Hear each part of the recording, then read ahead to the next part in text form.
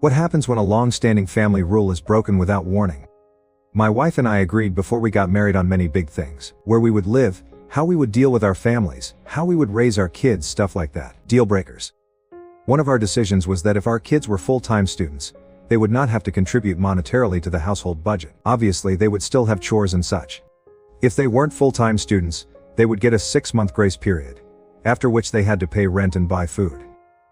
Rent would be equal to 1/4 of full-time minimum wage work. We agreed on this in 1998. Our eldest didn't want to go to university and used the 6 months after graduation to work, save money and plan a trip around the world. When he returned, he started an apprenticeship and is now a welder. Our middle kid went to university and is now a nurse. Our youngest did 1 semester of college and decided it wasn't for him. He also decided that he didn't want to work. After 6 months, I told him he was responsible for his rent and food budget. He went crying to his mom saying that he couldn't afford it. She said he didn't have to pay. She didn't discuss it with me first. It was a unilateral decision on her part. She pays all our bills.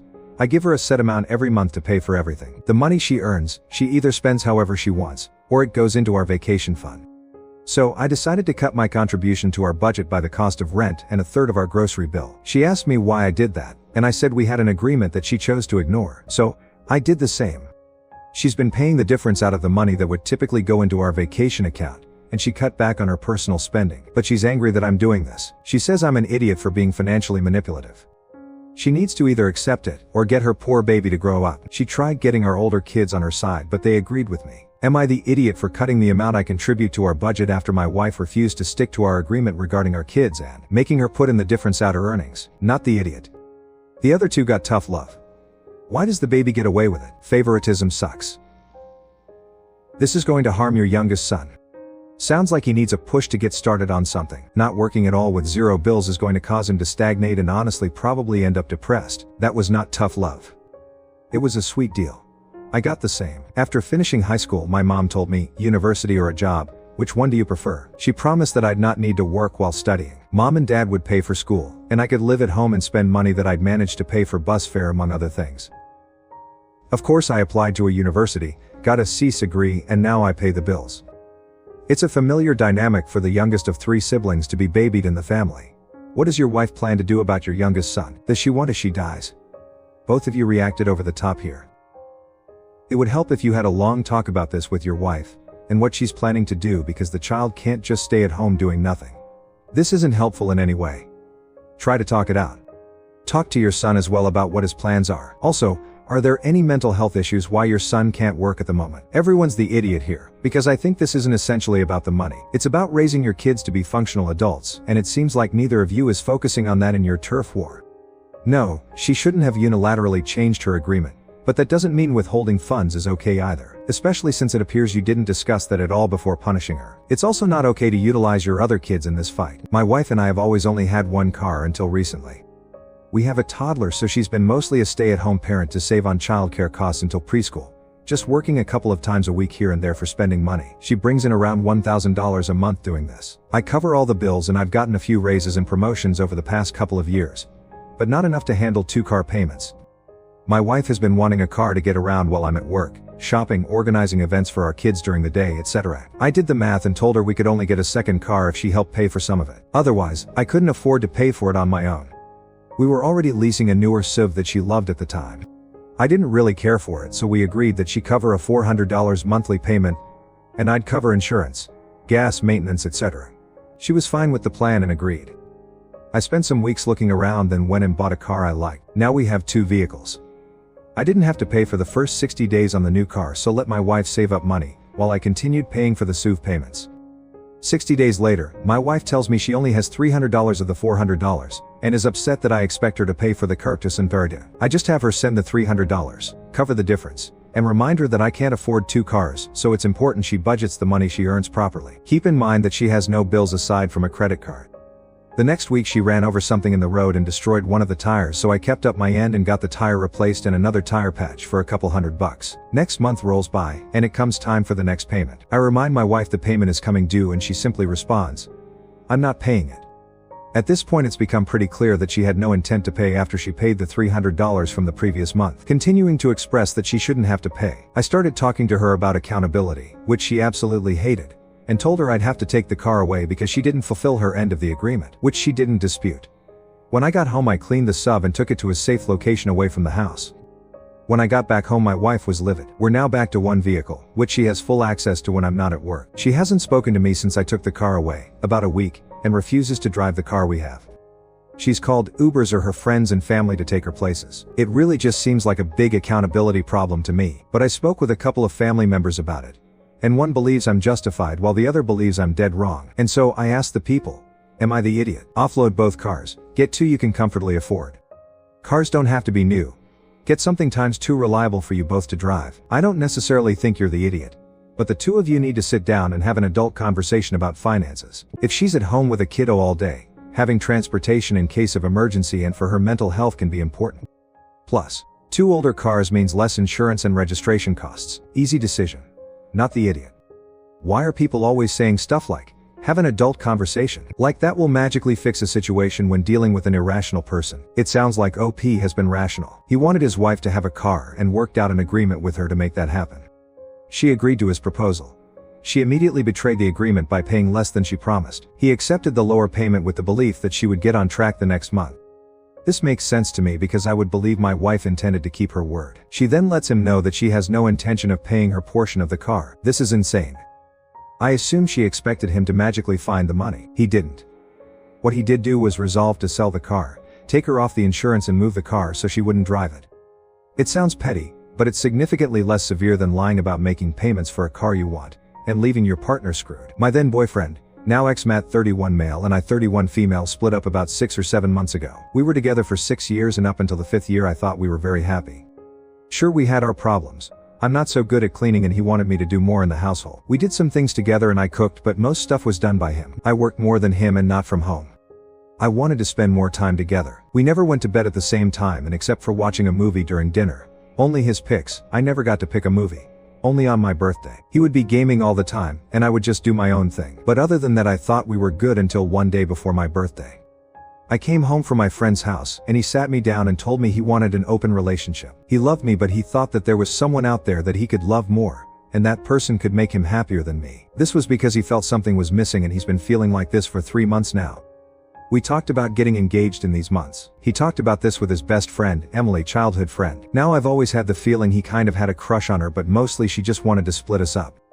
Everybody who knows her doesn't like her and says she does everything for drama and didn't want to share her friends. So when I heard, she kept telling him all the amazing things about an open relationship, and he complained about me to her for 3 months. I wasn't allowed to read any of it. I was already in therapy, because I wasn't doing well and this just broke me. I kept begging him to stay with me. Stupid, I know. That if he does love me, then what is the problem? But I would not go for an open relationship. We talked the whole month. One of my worst birthdays, I couldn't stop crying, and decided to work on the relationship by figuring out what it was he missed and see if it was something we could work on or not. So I found relationship exercises. 3 months went by and it did not get better.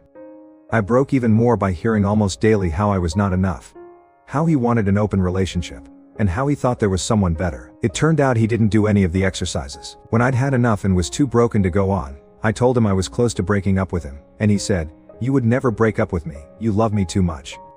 I said, "Okay, fine. Let's just have an open relationship for 3 months. We can both figure out what's missing, and if someone would make us happier." We made rules, and after the 3 months we would close it, and see if we would stay together or not. I felt so unlovable. But within a day I had my first date, and it turned out a lot of guys liked me.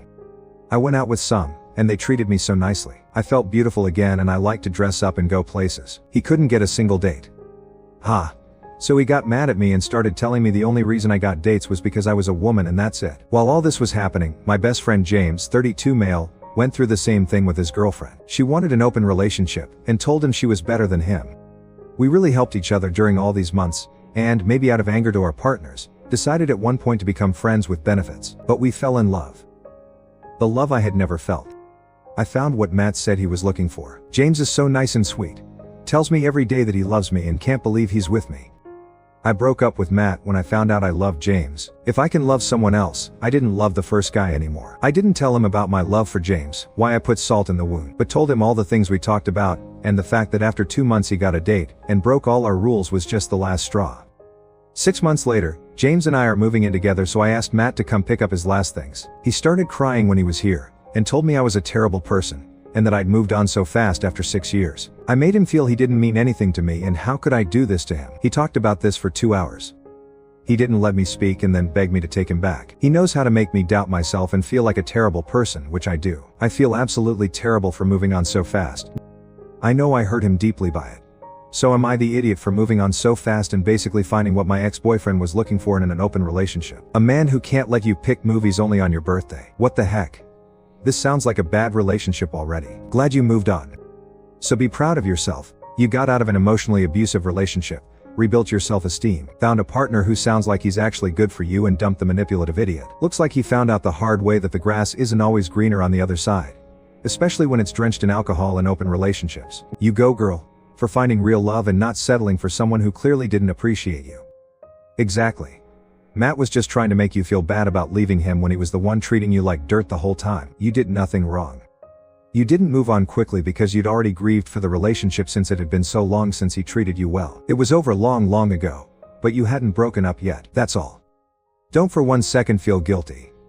That's just Matt trying to make you feel bad for choosing someone who actually loves you. I, 18 female, and my brother, nearly adult, have an aunt, 50s, Ruby, well known in my family for being troublesome.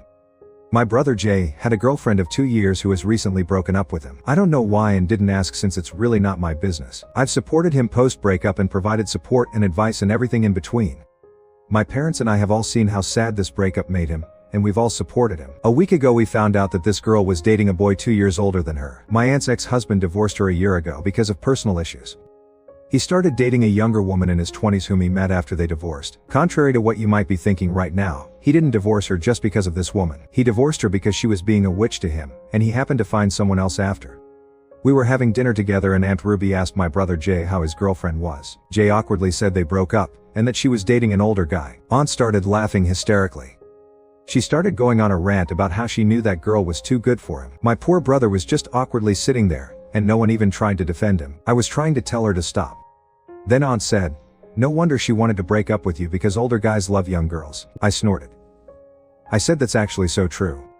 I don't think it's 100% true. I was being sarcastic, but I said it to support what I would say next. I said her husband left her for a younger girl, so that is true.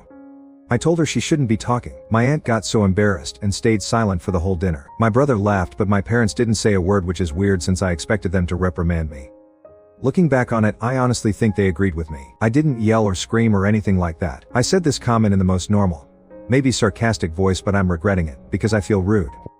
Am I the idiot? Not the idiot. Your aunt was laughing at what happened to your brother. Good on you for telling her to stop, and then giving her a taste of her own medicine. Your parents should have stepped up, but you did. I hope that in the future you both can avoid any more dinners with this nasty woman. She 100% had it coming. That you feel it was rude shows that you have manners, but she absolutely had it coming. She was rude and bullying. She knew that girl was too good for him.